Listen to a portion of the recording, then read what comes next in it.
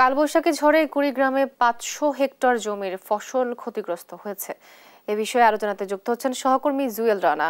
জুয়েল, এ নিয়ে কি বলছেন কৃষকরা? তো আপনাকে জানিয়ে রাখি, চলতি সপ্তাহে পরপর দুদিন কুড়িগ্রামের উপর দিয়ে যে কালবৈশাখী ঝড় সেটি কিন্তু আসলে বয়ে যায়, যার ফলে কিন্তু কুড়িগ্রামের কৃষিখাতের ব্যাপক একটা ক্ষতি হয়।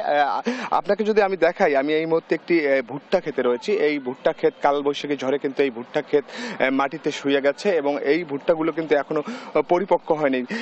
কৃষকরা কিন্তু আবার যদি ভারী বর্ষণ হয় সেক্ষেত্রে কিন্তু এই ভুট্টা ক্ষেতের ব্যাপক ক্ষতি হতে পারে।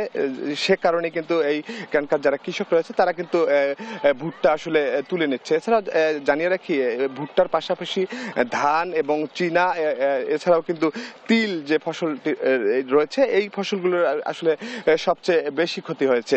এছাড়াও আপনাকে জানিয়ে রাখি, আমি এখানকার যারা একাধিক কৃষক ভুট্টা চাষির সঙ্গে আমি কথা বলেছি, তারা বলছেন যে যে সমস্ত ভুট্টা ক্ষেত মাটি শুয়ে গেছে সেগুলো তারা বলছেন যে সরকারি প্রণোদনার বীজ হওয়ার কারণে কিন্তু তারা অভিযোগ করছেন যে ভালো বীজ না হওয়ার কারণে কিন্তু এই ভুট্টার ক্ষেতগুলো মাটিতে শুয়ে গেছে। এছাড়াও কিন্তু এই ভুট্টার পাশে কিন্তু অন্যান্য যে ভুট্টা ক্ষেতগুলো রয়েছে সেগুলো কিন্তু বাজার থেকে কেনা, যার ফলে তারা বলছেন যে সে সমস্ত যে ভুট্টা ক্ষেত রয়েছে সেগুলো কিন্তু আসলে মাটিতে শুয়ে যায়নি।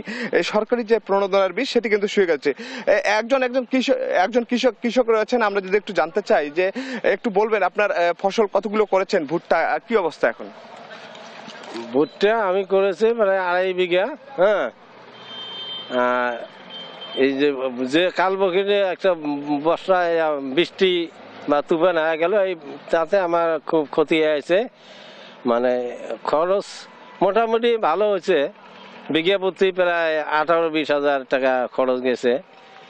ভুট্টা খুব ক্ষতি হয়েছে আমার। সরকারি যেটা বীজ পাচ্ছি এই বীজটা খুব একটু ক্ষতি দুর্বল হয়েছে। আর অন্য মার্কেট থেকে যেটা বীজ কিনে আনি করছি ওই বীজটা ফসল ভালো হয়েছে আর কি। তো এছাড়া আমি কৃষি বিভাগের সঙ্গে কথা বলছি, তারা বলছেন যে সমস্ত কৃষক ক্ষতিগ্রস্ত হয়েছেন, যাদের ফসল মাটিতে শুয়ে গেছে, তারা মাঠ পর্যায়ে পরামর্শ দিচ্ছেন যাতে তারা তাদের যে ক্ষতিগ্রস্ত ফসল সেটি কিন্তু ভালোভাবে যাতে তুলতে পারে। তো এই ছিল ফসলের ক্ষয়ক্ষতি নিয়ে সর্বশেষ পরিস্থিতি।